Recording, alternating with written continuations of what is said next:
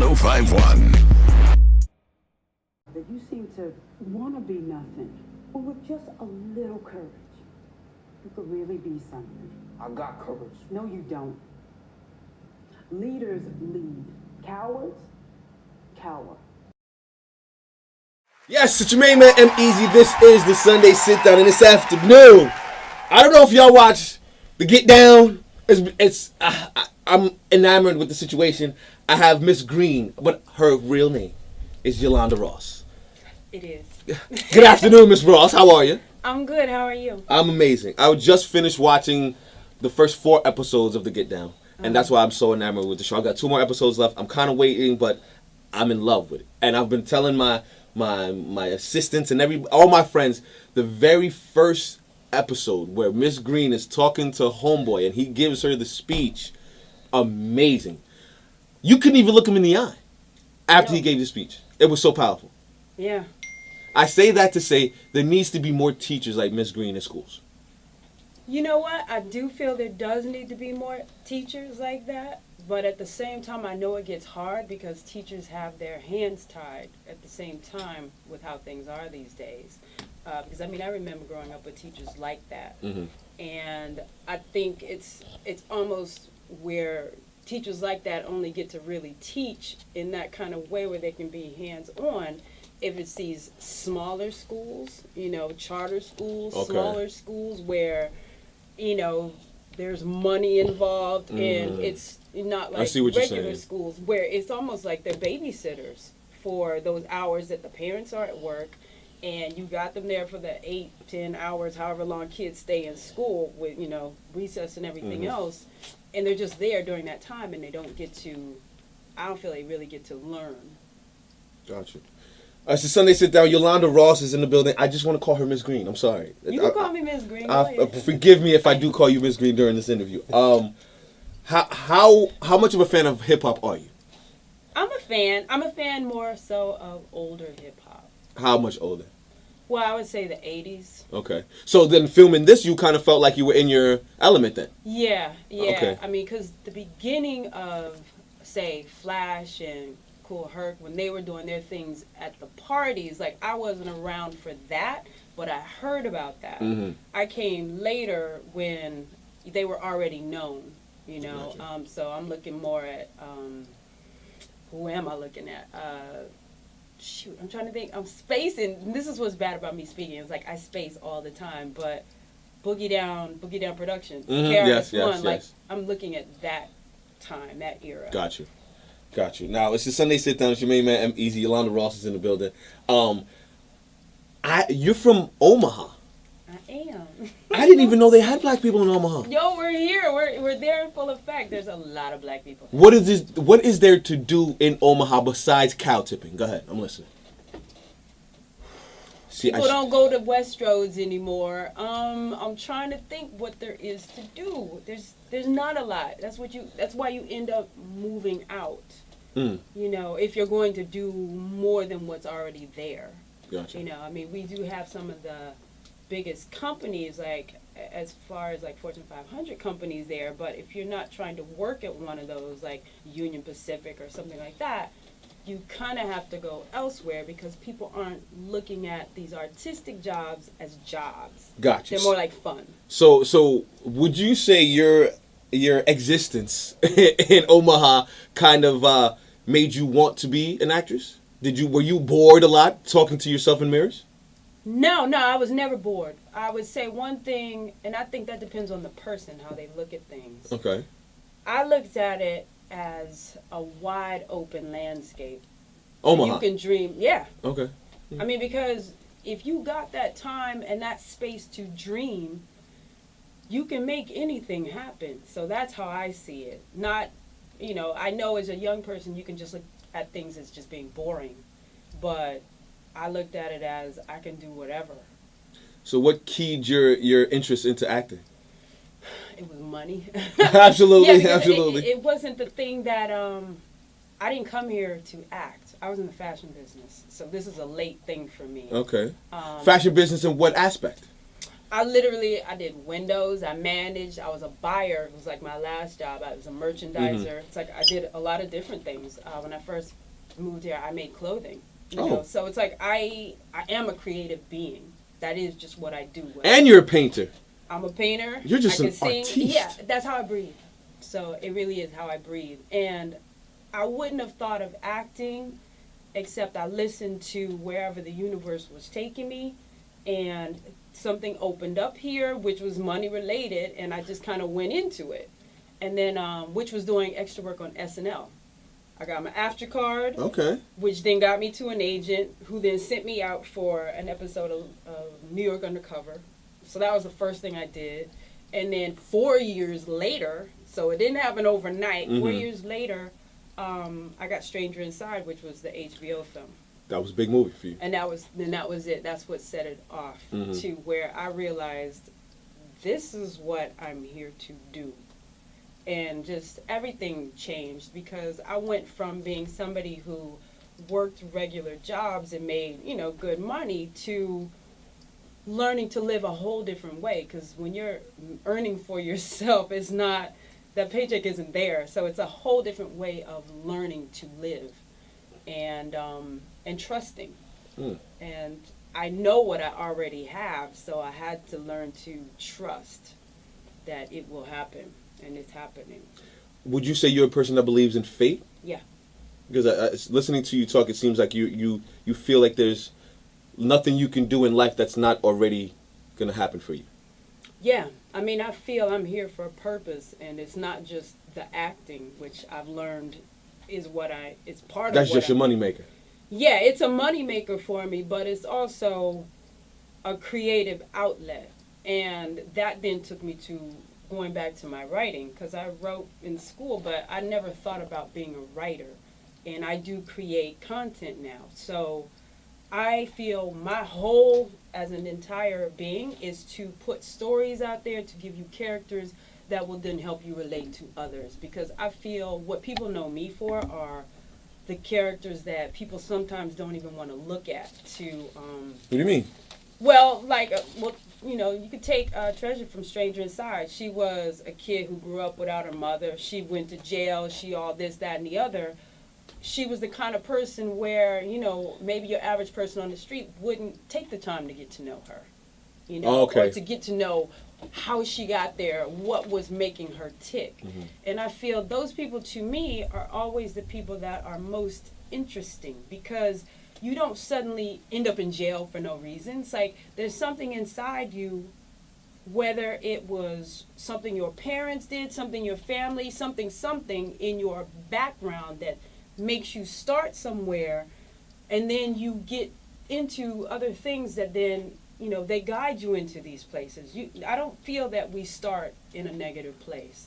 I think a series of things can happen, even like if you feel you start in a negative place, we know sometimes that people then end up in positive places. So whether it's a Miss Green that gets to you along the way. Shout to Miss Green. But seriously, if that teacher or somebody like that doesn't get to you and turn you in another direction, then you might not make it there. But it's not necessarily that the kid robbing a store to get some food because his mom might be on crack or whatever, and there is nothing in the house for he and his siblings. People aren't looking at all of those different things that lead to that. I believe wholeheartedly in situations like that. I think a lot of people, you want to blame the person for the situation they're in. And sometimes, I'm not saying all the time, but sometimes they're in a situation that's it's hard enough as it is, and their circumstance made their situation. Yeah. It's tough. It's a Sunday Sit Down. It's your main man, EmEz. Yolanda Ross is in the building. Now, did you get a chance to meet Nas, Grandmaster Flash, and all that while taping the show? Grandmaster Flash, yes. I met him when we first did reading with Netflix and Sony. He was there, and then he gave like a whole lesson in DJing and stuff. So I got to meet him there, and that was amazing. He was giving out lessons in DJing. Well, a little, yeah. He was, showing us stuff, pretty much what you see in the show with how with the crayon and exactly. Oh man, he did that.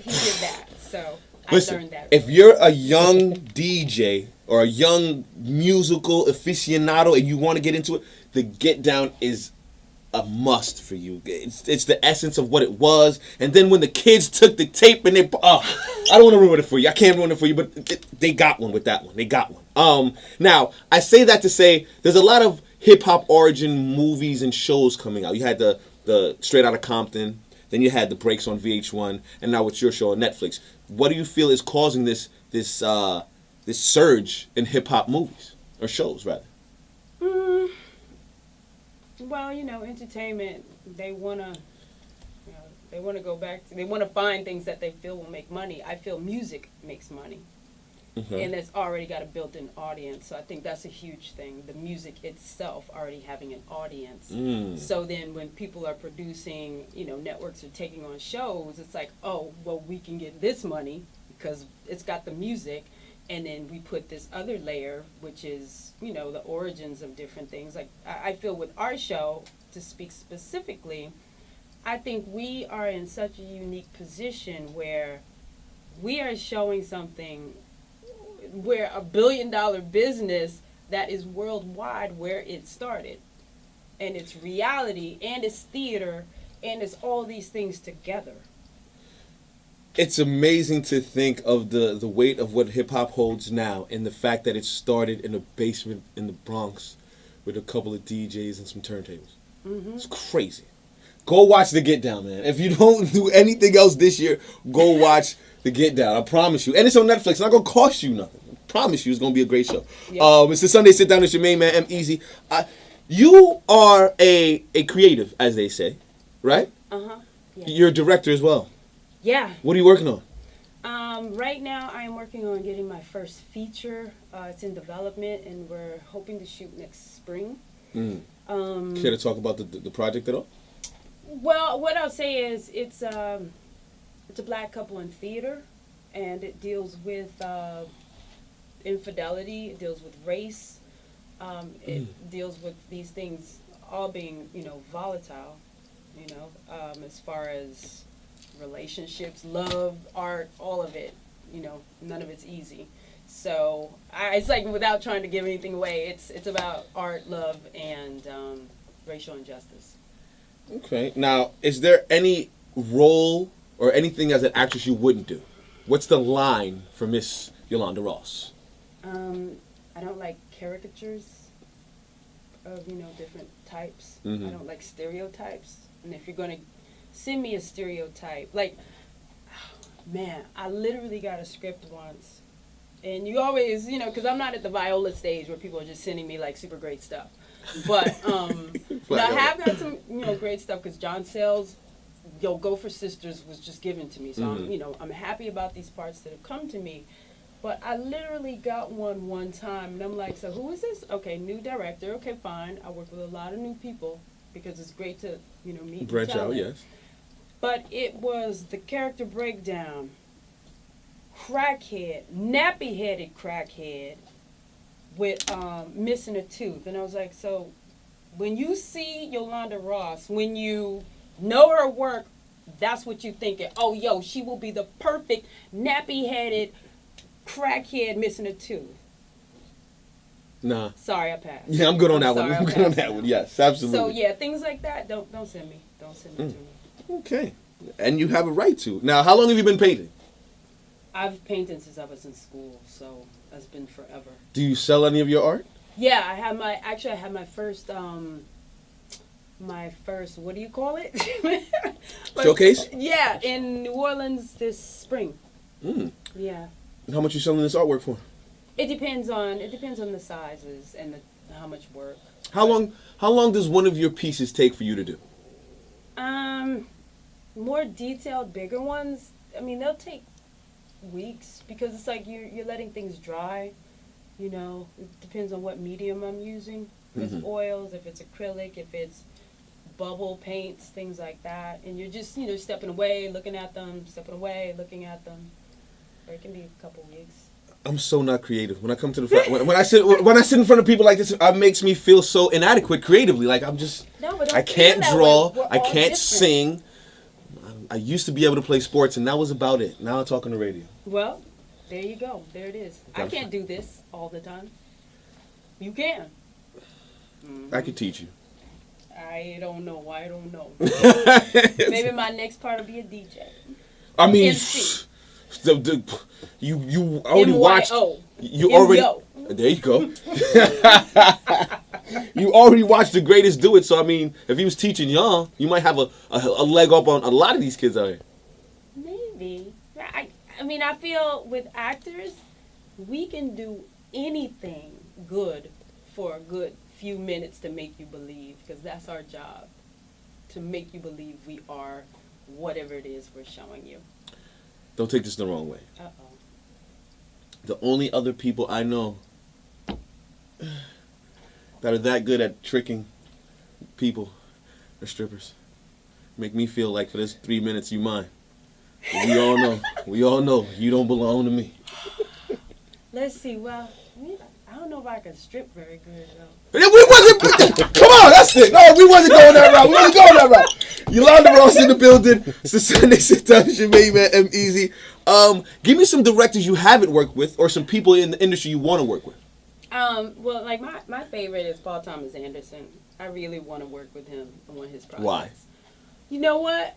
When I started seeing his stuff from the get-go, I just related to his movies and his way of storytelling. And I was like, he's in my head, you know? Like, I feel like he's in my head and understanding and breaking down stories. So I would love to work with him. I'm trying to think who else. It's like I like some people, but I just am spacing right now. I just know he's like my favorite right now. What do you watch on TV? Besides the Get Down? Yeah. Man, Stranger Things. Did you watch that? No. It's good, yo. Is that on Netflix? Or it's on Netflix. Okay. Yeah, it's on See, Netflix. It's funny because I actually really don't watch a lot of stuff, but I find that all the actors I interview, very few of them are watching TV.